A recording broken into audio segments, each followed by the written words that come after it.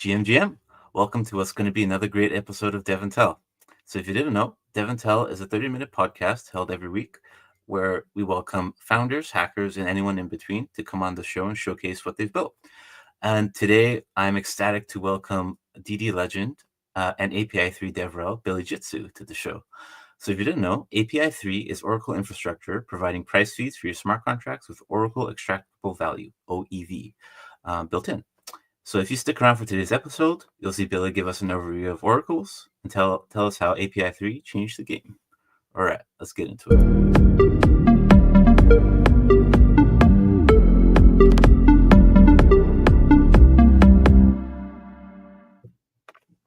GM, welcome to the show, Billy. Long time coming, man. What's up? I'm a baby photo today. Indeed, yeah. Photo. I love it. We love to nerd out on the show. And, yeah. I'm actually a huge Lord of the Rings fan. Like when I didn't read the books at first, and then when I saw the first movie, The Fellowship, I was like hooked. I was like, what is this? And then it took a long time for the movies to come out, so I ended up reading the books beforehand, and then obviously all the things that were missed in the movie that I read in the books. I actually like that I saw the movie first, because then I wouldn't be mad. Oh, I read the book. It wasn't as good as the movie, but it was really good, actually. So became a huge Lord of the Ring fans, and actually became I would say semi-pro player for Battle for Middle Earth on there. Like I got so into it that I actually got flown out to San Jose to compete on PC Gamers Magazine's tournament, and I won it. Fun fact. Oh, wow. Shit, I didn't know that. Well, right on, man. I'm an RTS player, so like StarCraft and all that stuff. Yeah, like I click a lot per second. Yeah. Man of many skills. Skills. And we're going to be getting into that too. Yeah, it's a crazy world, crypto, like how I got into it. I've been into it since 2017, for the money. Like anybody else, you're like, oh, this is a good opportunity. And I saw that, and then I lived through the 2018 crash, and kind of like, whatever. My couple $1,000 investments turned into like $90. I was like, well, that was a good run. And so I just let it be. And I was there for the $80 ETH and say, hey, whatever. I didn't know all the drama. I wasn't on Twitter for that. I was like, oh, $80, I'll take it.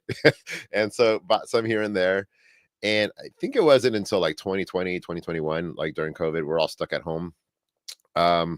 I had run my own business for a long time. I did IT consultant. I was an engineer long time ago, computer engineer, did like C programming, like assembly. Like my focus was more on digital and hardware.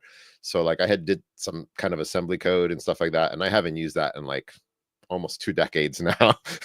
But I was like, oh man, I was waiting for this project to come out on Gnosis chain. And it was a fork of Aave. And it just kept getting delayed. And I was like, you know what? I'm going to do this myself. I'm going to fork Aave and build this thing myself without knowing like anything. I haven't touched any code in like years. And it was way harder than I thought it would be.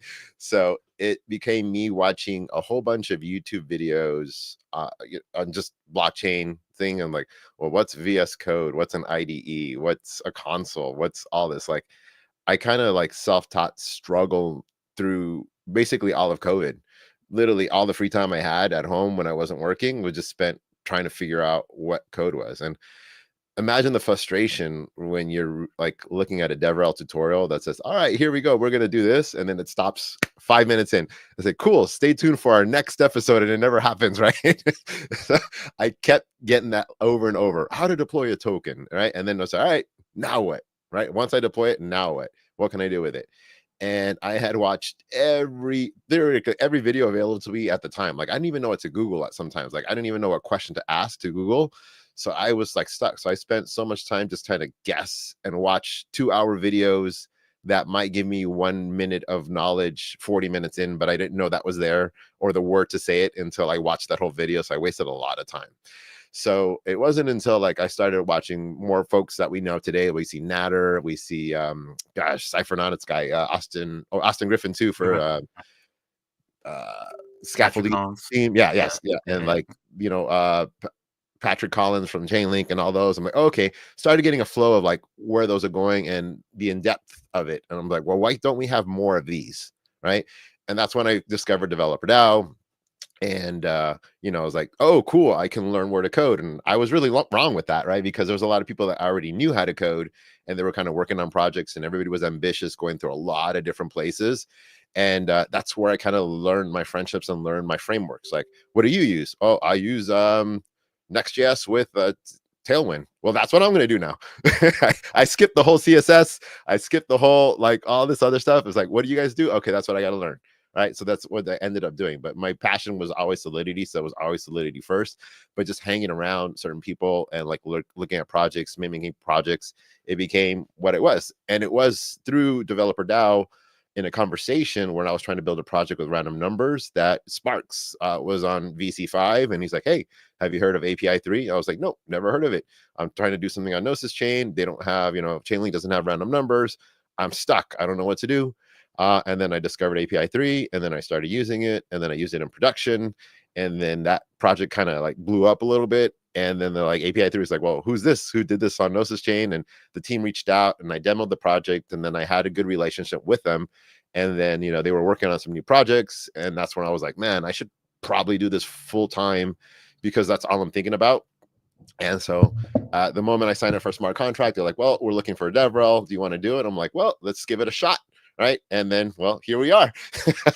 I am now the DevRel for API3. So like some random YouTube videos to like building these random projects to like, here I am building my DevRel courses and tutorials based on my frustrations as someone that didn't know anything, to come in and be like, hey, this is how you do it. This is what you can build with it. And this is where you can go. Right. Versus, hey, here's this quick copy paste of somebody else's tutorial.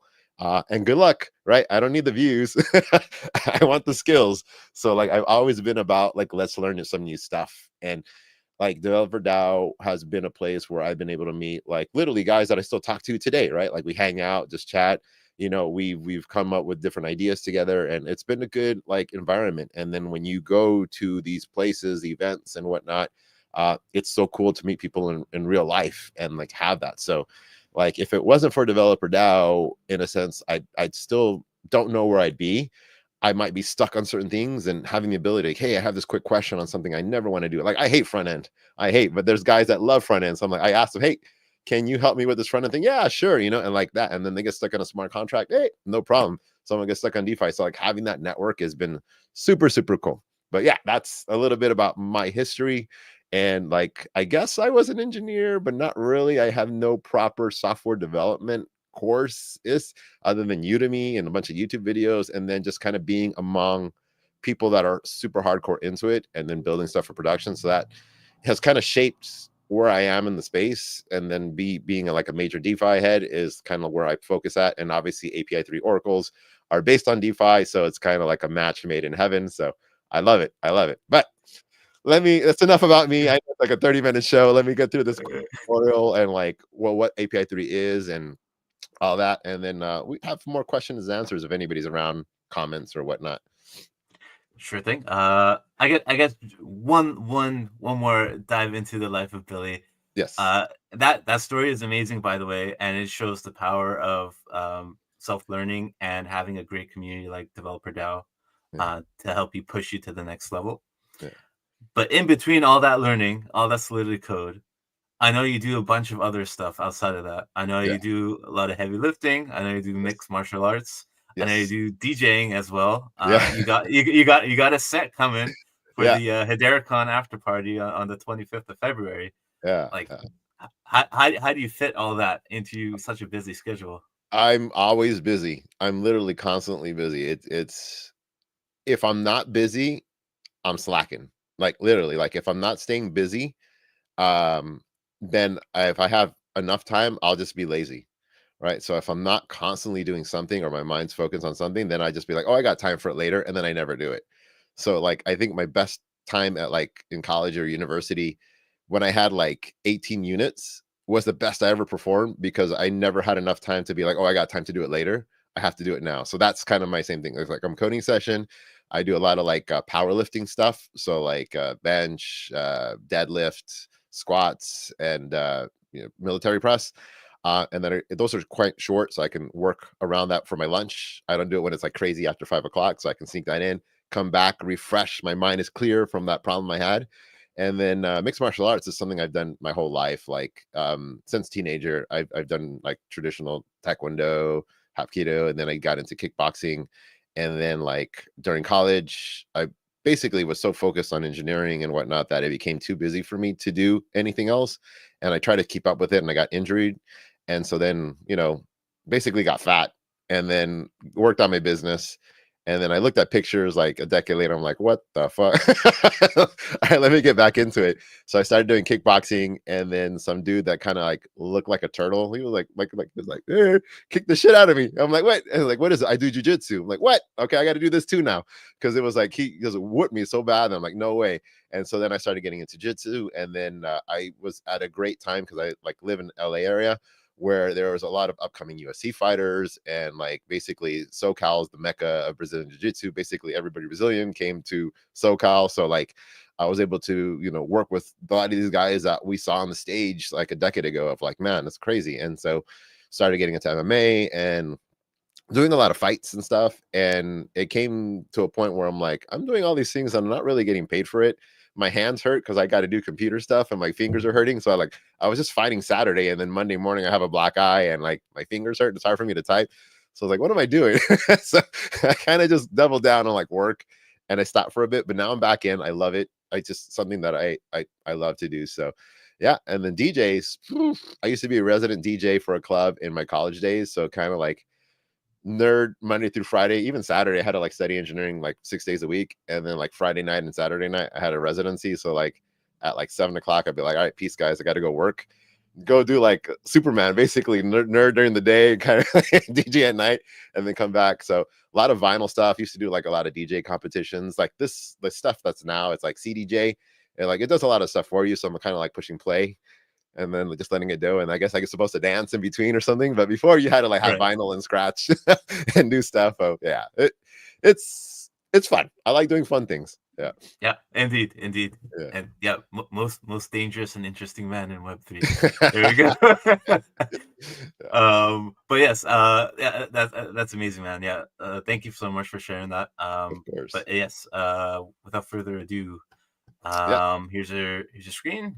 Yes. Tell us about API3. API3. Basically, we do price feeds for you and your smart contract level. That's like the easiest way to do stuff, like price feeds. You need a price feed for a borrow lending product, got you. You need price feeds for a limit order and a DEX, we got you, right?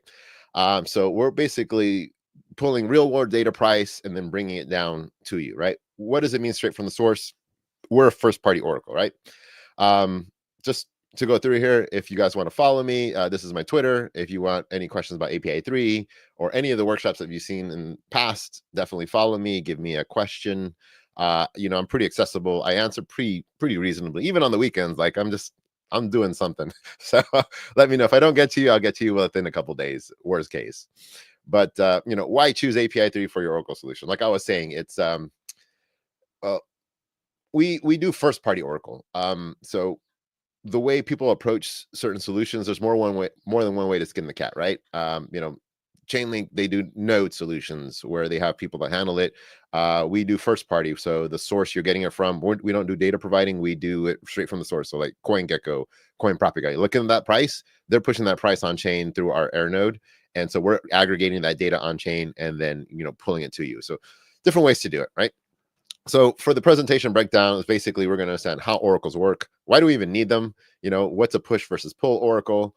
What makes API3 stand out, right? After hearing this, like, why would I want to use API3? And that's pretty much our Oracle Extractable Value. And I misspelled that right here as I see it. And then the flow of a liquidation, right? So like I said before, the Oracle landscape, you have many things to choose from, right? You have Pith, Redstone, Chainlink, API3, Chronicle. Chronicle's even been on DevNTell. They're all reliable sources of information, right?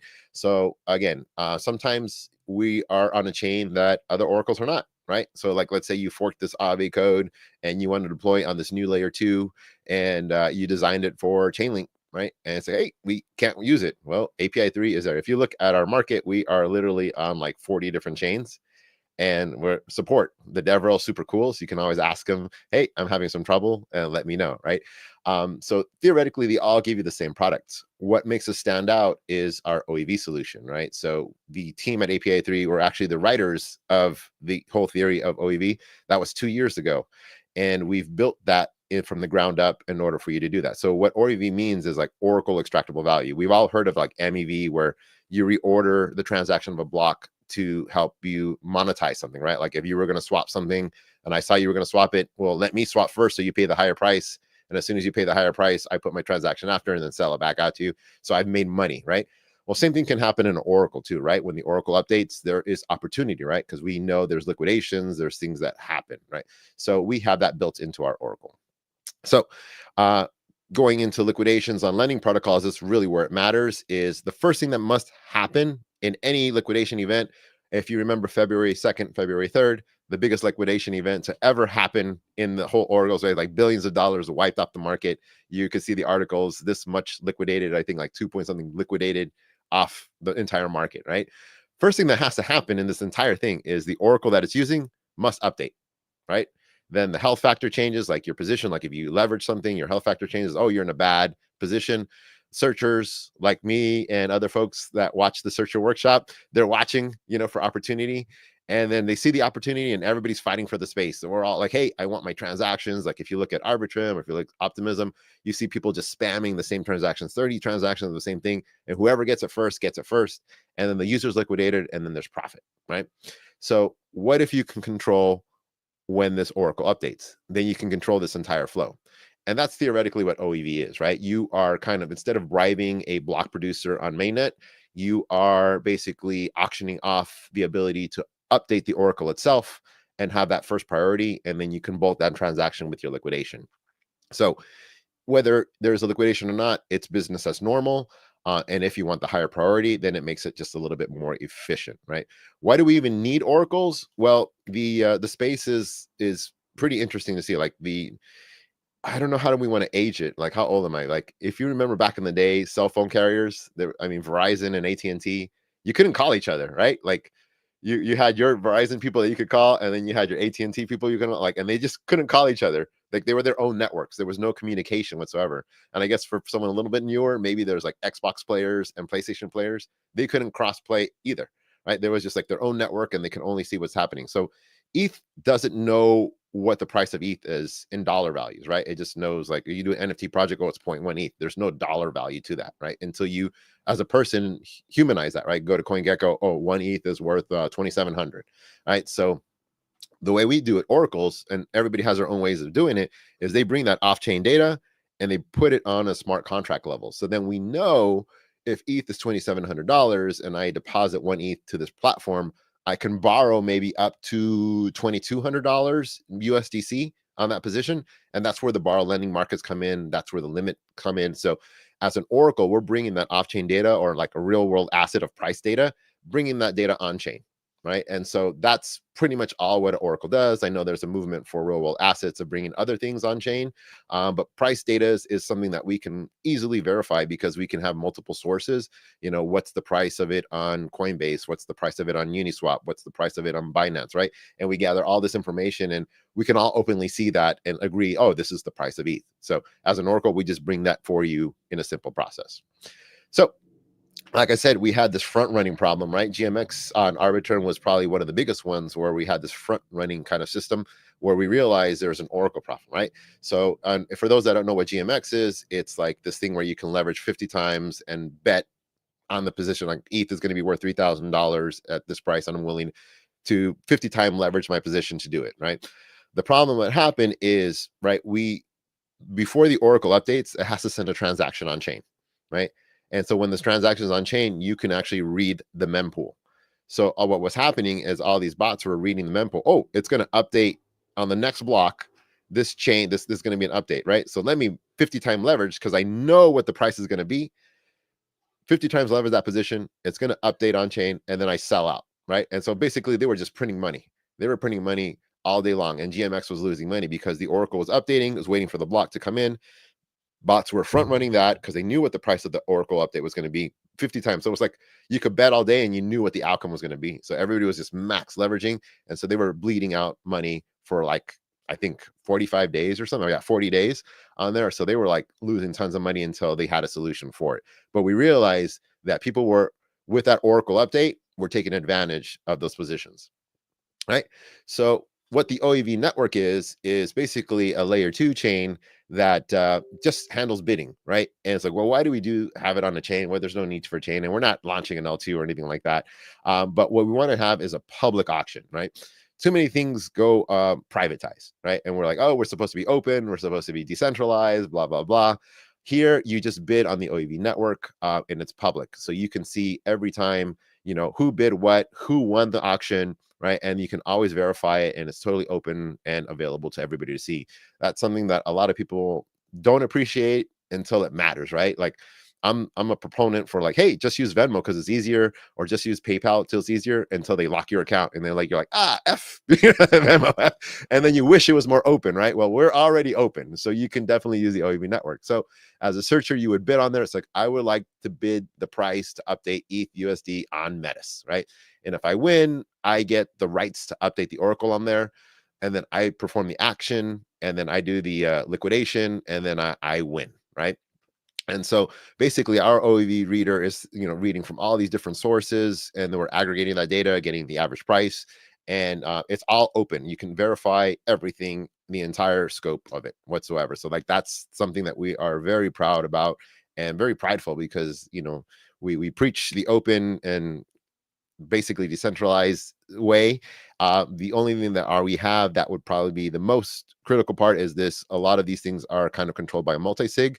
And that's something that we are trying to eliminate. So then once the API3 team disappears, everything just works as normal because it's all automated right now. We are one of the few teams that can say, since inception, knock on wood, we have never had a misreport, right? We are so focused on security that, when you have the ETH-USD and you have any feed out there, you see these crazy hacks or these crazy like fluctuations in price. Sometimes there's a misreport and that damages the thing. Like if ETH is worth $100 somewhere, like mass liquidations, right? So any misreport is very like detrimental.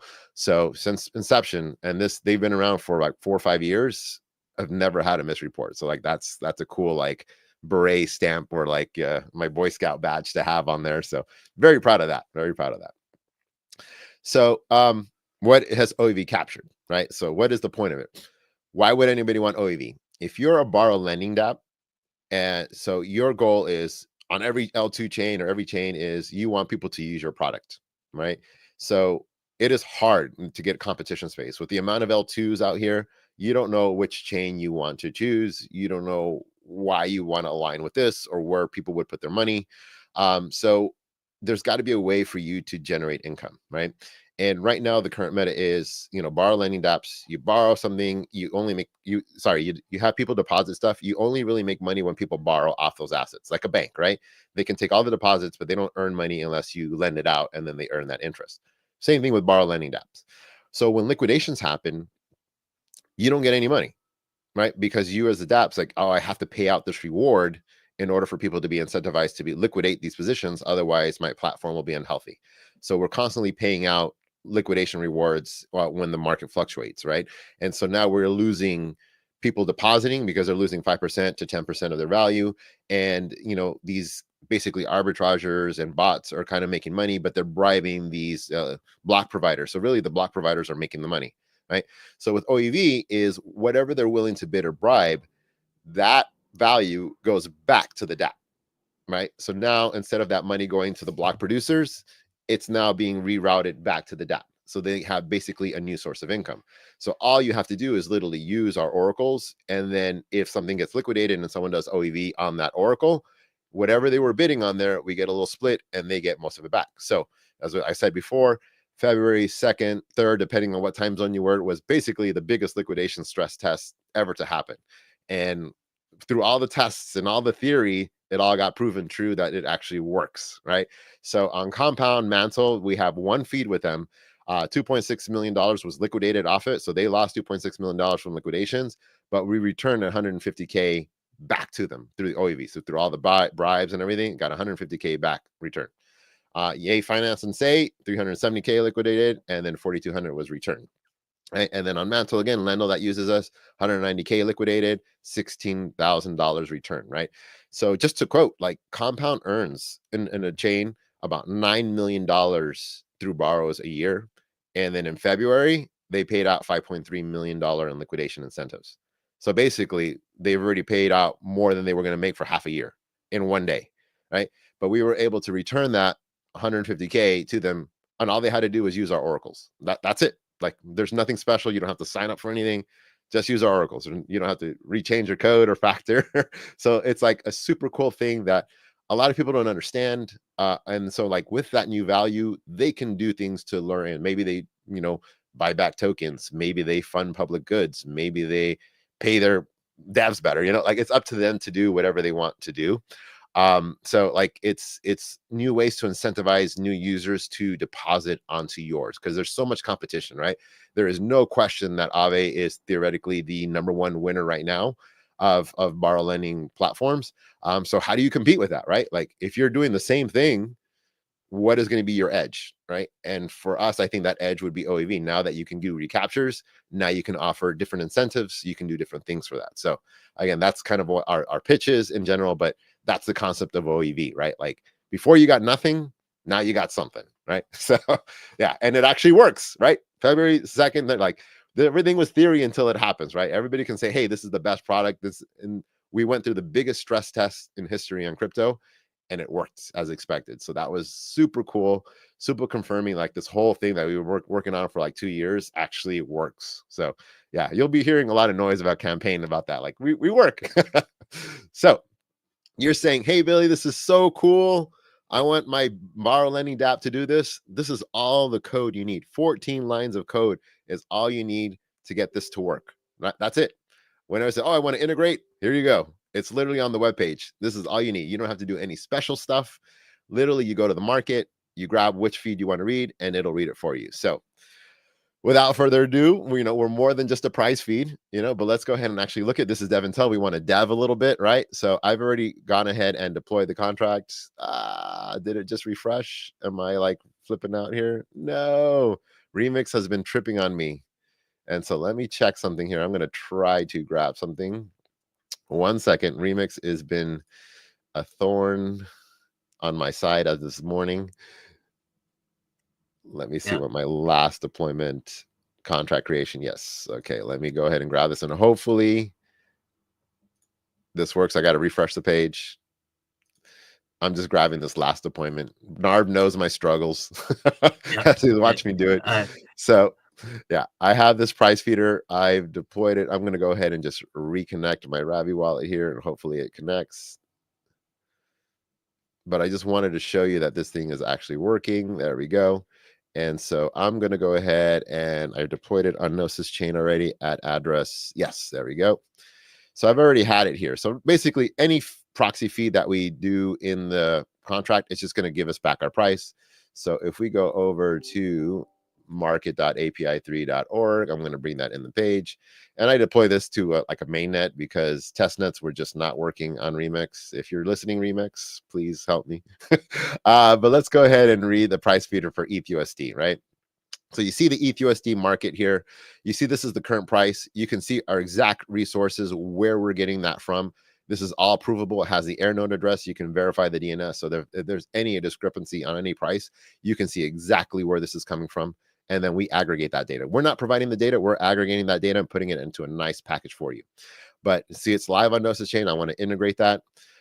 This thing to skip OEV rewards and earn OEV rewards. If you just want to use a general price feed for a hackathon or anything, right here, you don't have to deal with the OEV rewards. If you want to earn one, you basically would look for contact the team. We'd give you a special proxy. So when we know for our accounting, if they liquidate with the OEV for your dApp, that you get the money on here. So we're just going to use the generic one here. And literally, here's the code here. And I know we're almost out of time, but let me go ahead and just read that data feed. So we see we have the data feed example, just our code. I'm going to intro the contract address, and we're going to read, and you'll see it's 18 decimals, 2,759 cents, and the timestamp of when that happened. If we go back, we'll go back again. 2750, right? So it's literally that easy. When then you have that number, you can do whatever you want a lending market, futures market, whatever that number can do for you. You want to randomize an NFT price, totally for you. If you want to do a totally different thing, let's go wrap BTC. Same thing. This is the price. Integrate. I'm going to grab that proxy address right here, pop it, change this for this, read that data feed.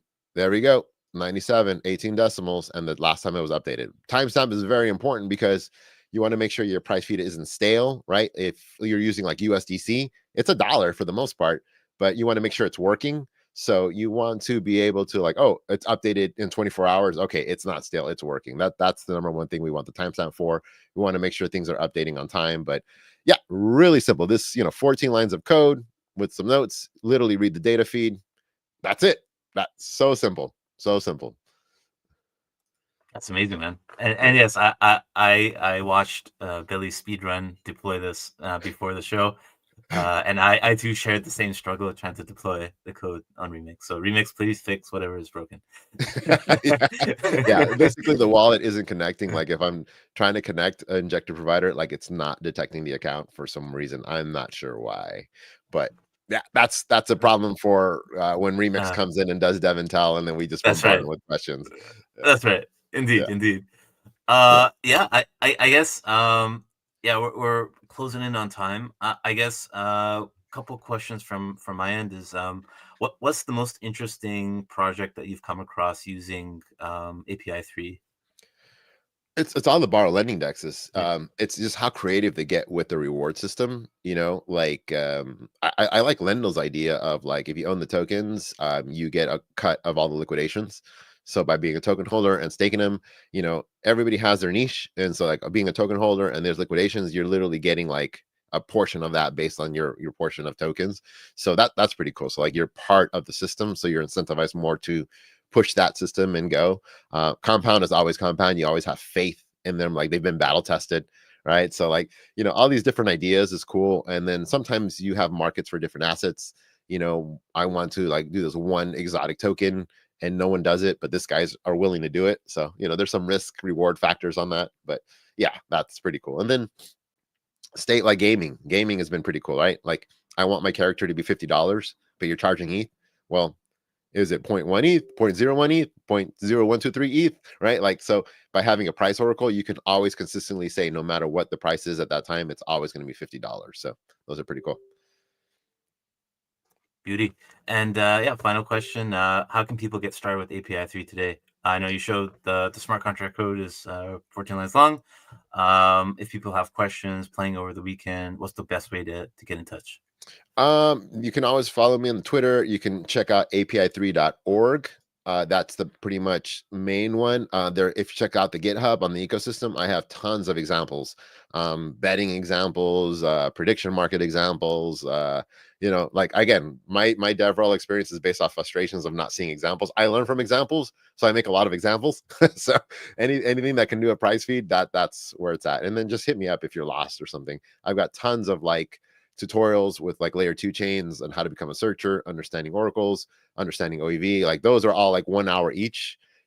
Deploying your own Aave fork, liquidating your own Aave fork. No, we are not available on Solana. We are EVM only on there. If you check the market.api3.org, you can see the list of chains that we have available on there. Like if there's a layer 2 on there, that's it. We're going to be on Monad, or we're going to be on Mega ETH. We're going to be any hype chain. We're there day one. That's it. We're on Unichain. We're everywhere, literally. Yeah. Beauty. Love it. Love to hear it. Yeah. And yeah, thank you so much, Billy, for coming on. I really appreciate you taking the time today to give us that wonderful background story of who Billy is, and yeah, the awesome overview of API3 as well. Awesome. Yeah. Thanks, guys. Thanks All right. for having me. More from Developer Now. We're cooking in the back end, and hopefully I see you guys in Denver. Yeah, for the Hedera party, I'll be flying in specifically on Tuesday to basically see everybody there that can be there. We still have yet to meet in our so one day. Yeah, I know. One day. Yeah, One day. Yeah, yeah. one day soon. But pleasure to And be here. Yeah. Yeah, man. Pleasure to have you. And for everybody that watched us live today, I dropped a link for you to claim your attendance badge on BitBadges for doing so. So definitely you want to go check that out. You got an hour from now to be able to claim.